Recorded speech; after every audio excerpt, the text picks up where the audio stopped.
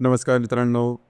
मीन राशीचा सर्वात महत्त्वपूर्ण ग्रह मंगळ, जो की मीन राशीचा भाग्येश पण आहे, धनेश पण आहे, जो की मीन राशीच्या पंचम स्थानात भ्रमण करणार आहे डिसेंबर महिन्यामध्ये.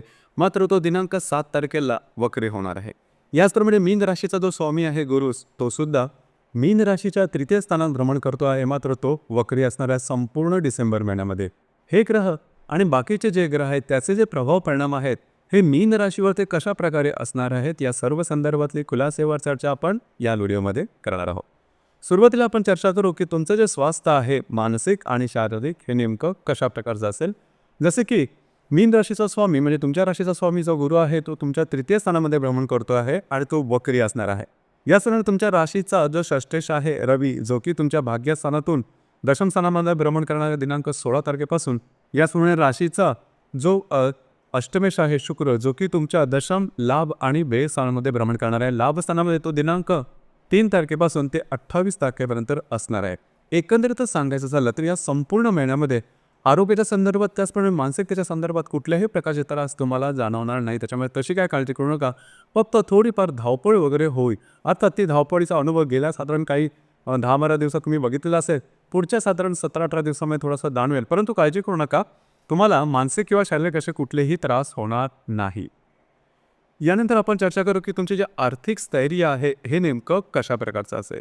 जसं की तुमच्या राशीचा जो धनेश आहे मंगळ, जो की तुमच्या पंचमात भ्रमण करतोय, तो वक्री आहे. राशीचा जो अष्टमेश आहे शुक्र, जो की तुमच्या दशम, लाभ आणि व्ययात भ्रमण करेल. आणि लाभेश जो आहे शनी, जो की तुमच्या व्ययस्थानामध्ये भ्रमण करतो आहे. तर एकंदरीतच सांगायचं झालं तर या संपूर्ण महिन्यामध्ये तुम्हाला चांगले लाभसुद्धा मिळतील, काही तुमच्या इन्व्हेस्टमेंटसुद्धा होतील आणि तुमच्या जे फायनान्स आहे किंवा पैशाची जी आवक आहे, ती चांगली राहील, समाधानकारक आहे. फक्त एकच गोष्ट आहे जी की तुमच्या राशीचा थोडासा वीक पॉईंट आहे, ते म्हणजे खर्च. खर्चावरती नियंत्रण ठेवणं गरजेचं राहील. अनपेक्षित अवाजवी खर्च या महिन्यात करू नका. काही गोष्ट महत्त्वाची आणि तुमचे खर्च होण्यासारखे आहे, त्याच्यामुळे थोडीशी काळजी घ्या. खर्च तुमचे व्यवस्थित होत आहेत त्याकडे लक्ष देणं गरजेचं राहील. दुसरी महत्त्वाची गोष्ट म्हणजे जर का तुम्ही शेअर मार्केटमध्ये ट्रेड करत असाल तर नीट विचारपूर्वक ट्रेड करा. कारण या संपूर्ण महिन्यामध्ये जवळजवळ जो मंगळ आहे तो वक्री असणार तुमच्या पंचमामध्ये. त्यामुळे तुमचे अंदाज चुकण्याची शक्यता जास्त आहे आणि अतिप्रमाणात तुम्ही भावनेच्या आहारी जाऊन गोष्टी चुकीच्या करण्याची किंवा तुमचे जे ट्रेड्स आहेत ते चुकीचे होण्याची शक्यता राहील. कारण तुमची जी रास आहे ही बऱ्याच प्रमाणात भावनात्मक आहे आणि सगळ्यात महत्त्वाचं म्हणजे 7.5च्या प्रभावाखाली ती हळूहळू जात आहे. तर या संदर्भात काळजी घ्या. भावनेच्या आहारी जाऊन मोठी रिस्क शेअर मार्केटशी संबंधित या महिन्यात घेऊ नका.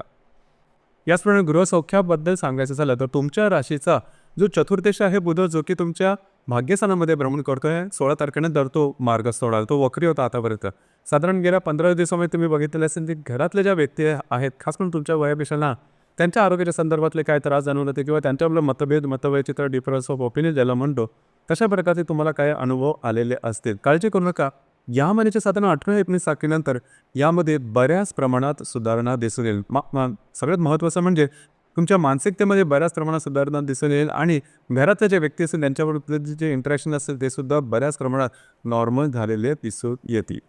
याचप्रमाणे लव लाईफबद्दल सांगायचं झालं तर तुमच्या राशीच्या पंचमामध्ये मंगळ जो आहे तो वक्री होणाऱ्या दिनांक 7 तारखेनंतर. आणि इथे मंगळ हा वक्री मार्गी करून तो तुमच्या पंचम आणि चतुर्थ स्थानामध्ये असणार. तर सगळ्यात महत्त्वाचं म्हणजे जर तुम्ही कोणाच्या रिलेशनशिपमध्ये असाल तर या महिन्यामध्ये वादविवादाचे प्रसंग निर्माण होतील आणि ते टोकाचे सुद्धा होतील. ब्रेकअपपर्यंत सुद्धा परिस्थिती जाऊ शकेल. या संदर्भात तुम्हाला अतिशय काळजी घेणं गरजेचं आहे. छोट्यातली छोटी गोष्टसुद्धा खूप मोठी होईल आणि त्याचे परिणाम थोडेसे निगेटिव्ह या टोकाचे वगैरे होऊ शकतील. काळजी घ्या. ज्या गर्भवती महिला आहेत, म्हणजेच मीन राशीच्या ज्या गर्भवती महिला आहेत, त्यांनी स्वतःच्या आरोग्याकडे लक्ष देणं गरजेचं राहील. अचानकपणे काही त्रास जोरदारपणे डोकं वर करू शकतील, त्याचे प्रभावपणात तुम्हाला दिसू शकतील. नजरेत बघण्यासारखे असे या संदर्भात डॉक्टरी इलाज करणं अतिशय आवश्यक राहील. याचप्रमाणे जे विद्यार्थी वर्ग आहे त्यांनी स्वतःच्या कार्यकर्तृत्वावरती लक्ष द्या. तुम्हाला जास्त प्रयत्न, एफर्ट देणं गरजेचं आहे. कारण हा जो मंगळ वक्री मार्गी असणार आहे तर साधारणतः डिसेंबरपासून एप्रिलपर्यंत असणार. तर साधारण हा परीक्षेचा मोसम आहे, तर तुम्हाला थोडंसं जास्त एफर्ट देणं गरजेचं राहील. त्याचप्रमाणे तुमचं वैवाहिक जीवन याबद्दल सांगायचं झालं तर तुमच्या राशीचा जो सप्तमेश आहे बुध, जो की तुमच्या भाग्यस्थानामध्ये भ्रमण करतोय, 16 तारखेनंतर तो मार्गस्थ होणार आहे. तर साधारण गेल्या 15 दिवसामध्ये तुम्ही बघितलं असेल की तुमचे जे वैवाहिक जोडीदार आहेत त्याच्यावर थोडंसं मतवैचित्र, थोडेसे वादविवाद वगैरे तुम्ही अनुभवलेले असते किंवा त्यांच्या आरोग्याच्या संदर्भात सुद्धा काही त्रास तुम्हाला जाणवले असते. तर या महिन्याच्या 17, 18 तारखेनंतर याच्यामध्ये बऱ्याच प्रमाणात सकारात्मक सुधारणा दिसून येईल. याचप्रमाणे वैवाहिक जोडीदाराबरोबर बाहेर फिरायला जाण्याचा योग सुद्धा संभवतो. याचप्रमाणे कार्यक्षेत्राच्या संदर्भात सांगायचं झालं तर तुमच्या राशीचा जो दशमेश आहे, कर्मेश आहे, गुरु जो की तुमच्या तृतीय स्थानामध्ये भ्रमण करतो आहे आणि हा जो गुरु आहे हा गुरु वक्री आहे. त्याचप्रमाणे तुमच्या दशम स्थानामध्ये 16-17 तारखेनंतर रवी सुद्धा येणार आहे. तर खास करून जे तुमचं कार्यक्षेत्र असेल त्या संदर्भात थोडेसे स्ट्रेस टेन्शन तुम्हाला या दरम्यान जाणवते. म्हणजे ते तुम्ही गेल्या महिन्यामध्ये नोव्हेंबरमध्ये सुद्धा अनुभवले असेल. थोडंसं धावपळ वगैरे जास्त करावी लागेल. मात्र या महिन्यात एक चांगली गोष्ट आहे की तुमच्या कामाचं ॲप्रिसिएशन होईल. म्हणजे तुमच्या कामाला दाद दिली जाईल, त्यांना प्रोत्साहन दिलं जाईल, कौतुक केलं जाईल तुमच्या कामाचं. ही गोष्ट खूप महत्त्वाची आहे. तुमचे सहकर्मी असेल त्यांच्यामुळे सुद्धा तुम्हाला चांगली साथ संगत या महिन्यामध्ये उत्तम प्रकारे लाभेल. त्याच्यामुळे तशी काही काळजी करू नका. यानंतर आपण चर्चा करू की ग्रहयोग आहे त्याचा प्रभाव परिणाम डे टू डे लाईफमध्ये तुमच्या राशीवर कशा प्रकारचे असणार आहे. तर साधारण दिनांक 2 तारखेला हर्षल आणि शुक्राचा त्रिकोण योग होणार आहे.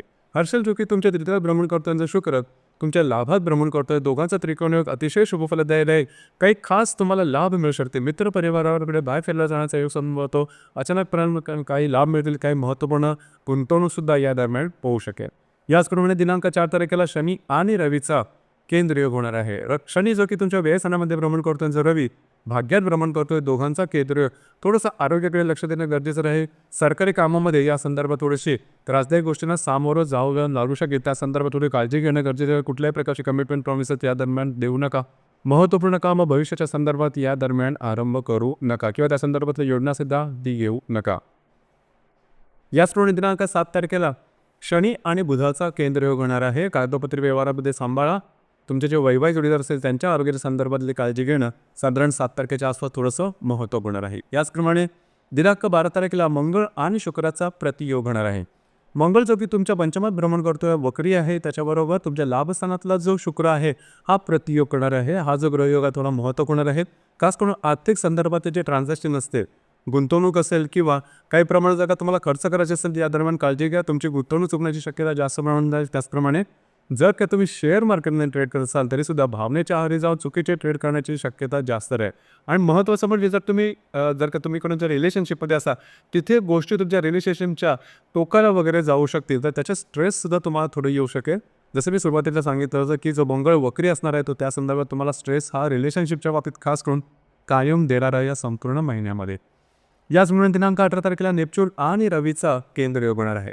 नेपच्यून जो की तुमच्याच राशीमध्ये भ्रमण करतो, जो रवी दशमात भ्रमण करेल, दोघांचा केंद्र कार्यक्षेत्राच्या संदर्भात थोडंसं वरिष्ठांबरोबर मतभेद होणं आणि संशयास्पद वातावरण तयार होणं किंवा ऑफिस पॉलिटिक्ससारख्या गोष्टी होणं अशा काही गोष्टी होऊ शकतील. कॉन्फिडेन्शियल व्हॅल्यूनं इथपर्यंत या गोष्टी जाऊ शकतील. तर सजग राहणं, सतर्क राहणं गरजेचं राहील. दिनांक 20 तारखेला गुरु आणि शुक्राचा त्रिकोण योग होणार आहे.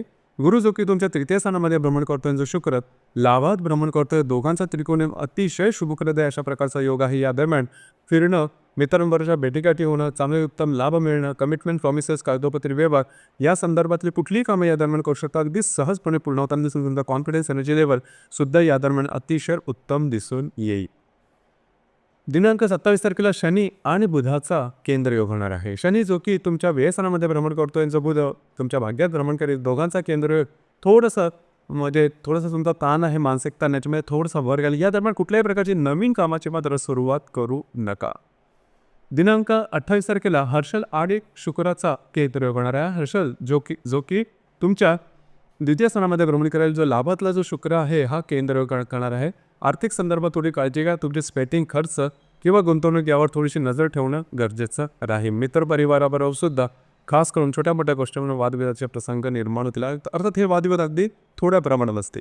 या महिन्यातली 2 अमावास्या येत आहे या महिन्यामध्ये. एक आहे 1 तारखेला आणि दुसरी आहे ती 30 तारखेला आणि जी पौर्णिमा आहे ती 15 तारखेला आहे.